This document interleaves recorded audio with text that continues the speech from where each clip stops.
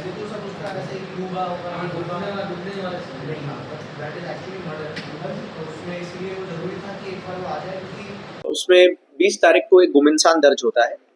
जिसमें सुरेंद्र पिता अम्मूलाल मडावी, जिनकी उम्र करीबन 45 वर्ष थी, उनके परिजनों द्वारा थाने में आकर रिपोर्ट की जाती है कि जो सुरेंद्र हैं वो 18 तारीख की शाम से ही लापता हैं। शुरुआत में जब हम लोग पता करते हैं कि किस चीज़ के लिए गए थे, कहाँ गए थे, तो पता चलता है कि सुरेंद्र जो हैं वो पूर्व में पंच रह चुके हैं, गांव में काफ़ी प्रभुत्व वाले व्यक्ति हैं, और रानी दुर्गावती जी का जो कार्यक्रम होना था 24 तारीख को, उसके संदर्भ में एक मीटिंग रखी गई थी गांव में, जिसके लिए उस मीटिंग में उपस्थित होने के लिए घर से खाना खा के गए थे। इसी के 2-3 दिन बाद गांव के पास में जो तालाब है,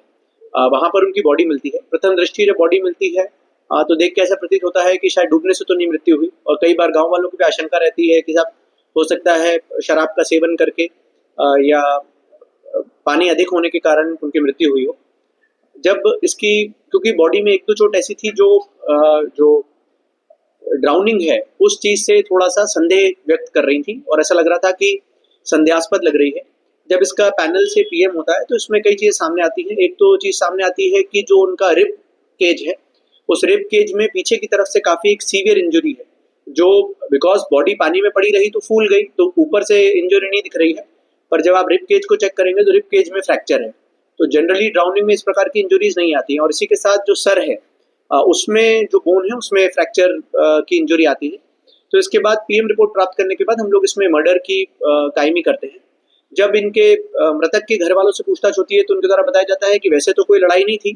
पर हमारे परिवार में कुछ जो मामा भांजे भतीजे हैं, परिवार के अन्य लोग हैं, उनसे एक प्रॉपर्टी की लेकर छोटा मोटा विवाद है, पर वो विवाद इस प्रकार का नहीं है कि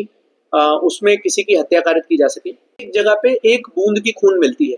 खेत के अंदर, एक जगह पे ऐसा लगता है कि कुछ गीला गीला सा है, तो जब उसको हम ब्लड सैंपलिंग किट से टेस्ट करते हैं तो उसमें ह्यूमन ब्लड की पुष्टि होती है। फिर जब हम वो चीज स्मेल कराते हैं डॉग को उस ब्लड स्पॉट्स के बाद से, तो उसके बाद वो हमें एक दूसरे डायरेक्शन में लेके जाता है उस सैंपलिंग के बाद से। फिर जब हम उसको जाके ट्रेस आउट करते हैं तो वहां से करीबन 700-800 मीटर दूर हमें एक ब्लड का पूल मिलता है, जिससे पता चलता है कि यहाँ पर शायद घटना कारित हुई थी और यहाँ से इसको उठा के लेके गए थे। उसके आसपास उस दिन रात में कितने फोन्स चालू थे, उन सब का जब डेटा हम खंगाल के देखते हैं तो हमें पता चलता है कि एक आरोपी है सोनू मंडावी, और जो उम्र करीबन 19 वर्ष है, उसी गांव का परतापुर का रहने वाला है, और उसी के साथ उसका दोस्त है मिथुन सयाम, जो कि 23 वर्ष का है, ये भी परतापुर का रहने वाला है।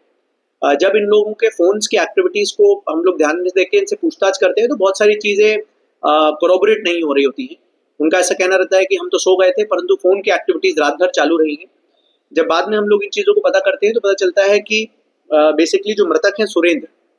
इनका सोनू जो है, इनके फादर की डेथ करीबन 4-5 साल पहले हो गई थी,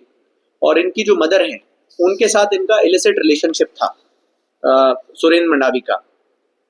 इनकी मदर के साथ कई बार बच्चों ने 2-3 बार इस पे आपत्ति भी ली, और कि भाई आप इनसे रिलेशन मत रखिए, ये शादीशुदा व्यक्ति है, पर फिर भी ये खेत की तरफ से और तालाब की तरफ से पीछे से रात में कई बार इनकी माँ से मिलने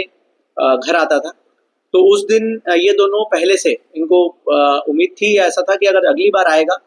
तो हम इसका घटना कारित करेंगे, तो उस दिन ये पहले से कुल्हाड़ी लेके वहीं खेत में बैठे हुए थे कि अगर ये व्यक्ति आता है, और जैसे इसकी आदत थी कि पीछे की तरफ से धीरे धीरे आता था, तो ये वहीं पर बैठे हुए थे। जब इनको आता हुआ दिखा तब इन्होंने वहां पर इसके ऊपर वार किया, लगातार जब तक इसकी हत्या नहीं कारित करती तब तक वार किया, और उसके बाद फिर बॉडी को उठाया,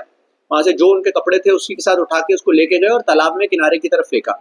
और जो कुल्हाड़ियां थी उनको, एक कुल्हाड़ी को वहां तालाब में गाड़ दिया, एक को तालाब में फेंक दिया। मतलब अनसॉल्व्ड मर्डर की तरह ही शायद पेंडिंग रह जाता। और जब आप 2-4 दिन तक करते हैं और कुछ सफलता नहीं मिलती तो स्वाभाविक सी बात है मनुष्य थोड़ा सा हताश होने लगता है, पर उस एक बूंद को ढूंढना, और बेसिकली इसमें सबसे इंपॉर्टेंट चीज होती है कि आप जिस जो भी एरिया आपको दिया गया है, क्योंकि किसी के भी एरिया में हो सकती है, अब 1 किलोमीटर का एरिया है, सर्कुलर डायफ्राम बहुत बड़ा एरिया, तो जो भी व्यक्ति यदि वहां ढूंढे तो अगर अपनी नजर और अपने सेंसेस खुले रखे तो शायद छोटी चीज मिल जाती है। तो जो एफएसएल अधिकारी में वो भी पिछले 3 दिन से वहां थे, डॉग स्क्वाड के और जो बीडीडीएस के अधिकारी हैं थाने के साथ, उनको बिल्कुल इसमें हमने 10,000 रुपीज का रिवॉर्ड घोषित किया था, और आईजी साहब की तरफ से भी इसमें 20,000 रुपए का रिवॉर्ड था। तो मुझे लगता है कि इन लोग को न केवल सम्मानित किया जाएगा, बट दिस शोज कि अगर आप फॉरेंसिक मुझे लगता है फॉरेंसिक वैन आने के बाद, ये फॉरेंसिक किट्स आने के बाद, ये हमारा पहला एक सक्सेसफुल डिटेक्शन है। और शायद इस ह्यूमन ब्लड डिटेक्शन के लिए अभी तक जबलपुर जाना पड़ता। अगर मतलब कई बार ये होता है गांव में, अधिकतर लोग ये बताते हैं कि साहब हमने नॉनवेज खाया था तो चाकू में आपको ब्लड मिलता है, तो जानवर का भी ब्लड हो सकता है। घर में कई बार आपको चाकू मिलता है, कुल्हाड़ी मिलती है कि साहब मैंने आज बकरा काटा था, ये खाया था। ब्लड ब्लड जैसा दिखता है। और एक चाकू उनके घर में जो रिश्तेदार हैं जिन पे पहले शंका हुई थी, उनमें चाकू में ब्लड भी मिला था। बट उन्होंने बताया, प्रथम दृष्टि हमें लग सकता है कि यार झूठ बोल रहा होगा और ये नॉनवेज का नहीं हो सकता। बट जब हमने उस डिटेक्शन किट से चेक किया तो एक्चुअली में वो ह्यूमन ब्लड नहीं था। तो मुझे लगता है कि हाँ, ये बात आपकी सही है कि अगर फॉरेंसिक एविडेंसेस को सही तरीके से कलेक्ट किया जाए, उनको एक बार ध्यान से उनको स्टडी किया जाए, तो समय लग सकता है, पर सही व्यक्ति तक और सही आदमी जिन्होंने हत्या कारित की है या कोई भी घटना कारित की है उन तक पहुंचा जा सकता है। कपड़ों को धोने का प्रयास किया, धोने के बाद अपने घर में कपड़ों को रखा और फिर घर में जाके बैठ गए। जब हमने इनके घर में जाके सैंपलिंग करना स्टार्ट किया तब ह्यूमन ब्लड की जो डिटेक्शन है वो पॉजिटिव आया। और बाकी चीजें फिर जब हमने डॉग स्क्वाड से भी इसको वेरिफिकेशन कराया कि जो जो स्मेल घटनास्थल के पास सेकंड स्मेल मिली थी, वो डॉग स्क्वाड ने जब वहां तक जाके कंफर्म करी, हमने मेटल डिटेक्टर का यूज करके इसमें जो तालाब था, क्योंकि उसमें थोड़ा जो कीचड़ वाला साइड था तो हथौड़ी का जो हिस्सा होता है वो मिल नहीं रहा था, तो मेटल डिटेक्टर की मदद से, जो हमारा BDTS का मेटल डिटेक्टर होता है उसकी मदद से जब वो कुल्हाड़ी हमें ट्रेस आउट हुई और उस कुल्हाड़ी की जब हमने सैंपलिंग करी और उसमें ह्यूमन ब्लड पॉजिटिव डिटेक्ट हुआ, तो उसके बाद हमें लगा कि हाँ, ये कहानी अब पूरी बैठ रही है। इसमें लामटा पुलिस की टीम ने और SDOP और एडिशनल SP पंद्रो साहब ने लगातार, मुझे लगता है 5-6 दिन से लगातार इसमें मेहनत कर रहे थे। और ये इससे एक ही चीज बात चलती है कि यदि आप पहली पॉसिबिलिटी को सही ना मानते हुए भी यदि आप निरंतर पॉसिबिलिटीज को चेक करते रह सकते हैं तो सही एरिया तक आप पहुंच सकते हैं। ये अभी तक की डिटेल्स थे। अगर आपको कोई और डिटेल्स होंगे तो आप पूछ सकते हैं।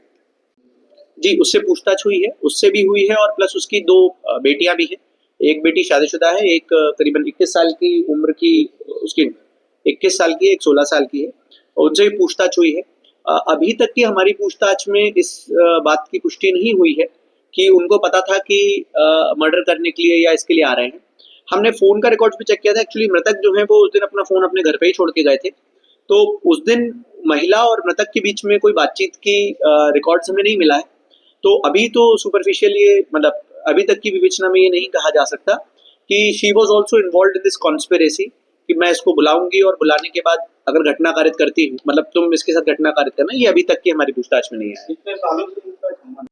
यदि उस व्यक्ति को ऐसा रहता है कि भाई मेरी माताजी के साथ इसके अवैध संबंध है और इसीलिए मैं ये घटना कारित करूंगा, तो स्पॉट बीच खेत का नहीं होता या बीच तालाब के पास नहीं होता, वो घर के आसपास कहीं मिलता। पर जो घटना स्थल है वो क्योंकि तालाब से और घर के बीच वाले खेत में है, तो ये कहा जा सकता है कि प्री मेडिटेटेड था, तैयारी के साथ थे। वरना 2 कुल्हाड़ी रखना घर में, अगर ऐसा होता तो भाई घर में आप चाकू से घटना करेंगे, या अगर होगा तो 1 कुल्हाड़ी से करेंगे, पर लगातार वार करना। और जैसे आप देख रहे हैं कि पीछे से पीठ में पहला जो मेजर इंजरी है पीठ में और सर में है, मुझे लगता है कि पहले से बैठे हुए थे, जब इसको जाता हुआ देखा तो इस पे ऊपर वार किया है। जब से इनकी ये विडो बनी है, जब से इनके हस्बैंड की डेथ हुई थी, उसके बाद से लगातार इन लोग आपस में मिलते रहे हैं। सर, जो आरोपी है इनका क्या कैसा था? 23 साल है, उनका पहले का कुछ रिकॉर्ड है? बताइए, ये बताइए जी साहब। पढ़ाई कहीं नहीं छोड़ दिया, आप खेती किसानी कर रहे हैं और इस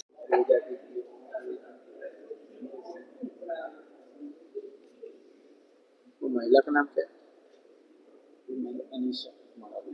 से क्लियर हो गया था कि ये होमिसाइडल केस है, जिसको सुसाइडल बनाने की या आत्महत्या या डूबने की हत्या बताने की कोशिश की जा रही है। उस होमिसाइडल केस में जब हमने इन्वेस्टिगेशन किया तो डॉग स्क्वाड, FSL अधिकारी, सभी प्रकार के जो फॉरेंसिक एविडेंसेस होते हैं, उसकी जांच में ये पता चला कि इसमें जो 2 आरोपी हैं, तो ये जो मृतक हैं ये उन्हीं गांव की एक महिला है जो विडो थी। उनसे करीबन 5-6 साल से इनका प्रेम प्रसंग था, संबंध था, उनके घर आया जाया करते थे, और यही बात उस महिला के बच्चों को बिल्कुल पसंद नहीं थी। तो इसमें जो 2 आरोपी हैं, जो उसमें एक सोनू मडावी है, उम्र 19 वर्ष, जो उस महिला का लड़का है, और मिथुन सयाम, ये उनके रिश्ते में भी लगते हैं और उसके दोस्त भी है। इन दोनों लोगों ने पहले से ही षड्यंत्र करके ये प्लान बनाया था कि यदि अब ये मृतक जो है ये उस महिला से मिलने के लिए रात में घर आएगा तो उसकी हत्या कारित की जाएगी। इसी के चलते जब ये तालाब के किनारे से पीछे पीछे घर आ रहा था तो इन्होंने जो खेत वाला हिस्सा है वहां पर उसकी हत्या कारित की, कुल्हाड़ी से उसके ऊपर प्राण घातक हमले किए। जब उसकी मृत्यु हो गई तब उसकी लाश को छुपाने के लिए वहां से खून साफ करने के बाद, मिट्टी में खून मिलाने के बाद बॉडी को तालाब में लेके गए और तालाब में जाके फेंक दिया। और जो कुल्हाड़ी और अन्य चीज जो हथियार इन्होंने यूज किए थे उनको इन्होंने तालाब में फेंक दिया। उसी के साथ इन लोगों ने जो कपड़े पहने हुए थे उनको घर जाके धोने लगे। इसमें फॉरेंसिक टीम और ह्यूमन ब्लड डिटेक्शन किट जो होती है उसकी मदद से हमें काफ़ी सारे एविडेंसेस मिले। जब हमने वहाँ के टेक्निकल सर्विलेंस के जो फुटेजेस हैं और जो टेलीकॉम के डेटा हैं उनको चेक किया तो पता चला कि इन लोगों की रात भर एक्टिविटी थी। जब इसमें विरोधाभास पाया गया, इनसे सघन अलग अलग पूछताछ की गई तो उसके कारण ये पूरा खुलासा हुआ। और फिर जो हथियार थे वो इनसे बरामद किए गए हैं और इनको आज न्यायिक हिरासत जो जुडिशियल रिमांड है उसके लिए पेश किया जा रहा है। सर चुनौतीपूर्ण घटनाक्रम था, खून के खतरा के माध्यम से पुलिस पहुंची है, ये किस तरह से ये आपको क्लू मिला चाहिए? देखिए, शुरुआत में परिजनों के द्वारा ये आशंका जताई जा रही थी कि प्रॉपर्टी रिलेटेड डिस्प्यूट हो सकता है, परंतु मुझे लगता है कि जहाँ घटनास्थल था वहाँ से करीबन 500 मीटर की दूरी पे एक छोटा सा जो ब्लड सैंपल था वो हमारे एक आरक्षक को दिखा था कि यहाँ पर एक खून की बूंद है। जब हम उसको ह्यूमन ब्लड डिटेक्शन किट से हमने चेक किया और उसको देखा तो वेरीफाई हुआ कि वो ह्यूमन ब्लड ही है। क्योंकि कई बार गाँव में इस तरह की चुनौती रहती है कि लोग उसको एनिमल ब्लड या बलि दी है और भोजन के लिए इस्तेमाल की गई किसी चीज़ के हिसाब से बताते हैं। जब वो फॉरेंसिक किट से डिटेक्ट हो गया कि हाँ ये ह्यूमन ब्लड ही है और उसमें ब्लड सैंपलिंग भी आ जाती है कि कौन सा ब्लड ग्रुप है। और जब ये चीज़ें क्लियर हो गई तो फिर हमने जब बाकी उस एविडेंस की ट्रेल को टच किया तो उसके बाद हमें आरोपियों का पता चला। सर इस तरह का घटनाक्रम मलाजपुर थाना क्षेत्र में पत्नी को गिरफ्तार किया गया, 50 रुपए दारू के लिए नहीं मिले।